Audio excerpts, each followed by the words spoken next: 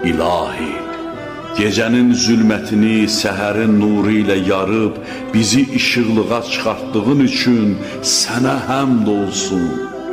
İlahi, ruzi əldə etmək üçün hər tərəfi işıqlandırdığın və bizi bəlaların təhlükələrindən qoruduğun üçün sənə həmd olsun.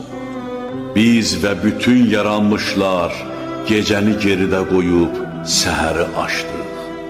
Sənin səmalarında və yerlərində hərəkətdə olan və ya hərəkətdə olmayan, istər havada uçuşan, istərsə də yerdə pünhan olan hər bir şey hamılıqla sənin qüdrətin altında səhəri açdıq. Sənin mülkün, səltənətin və iradən bizi əhatə etmişdir. Sənin fərmanınla bəhrələnir və sənin qüvvənlə hərəkətə gəlirik, həyat sürürük.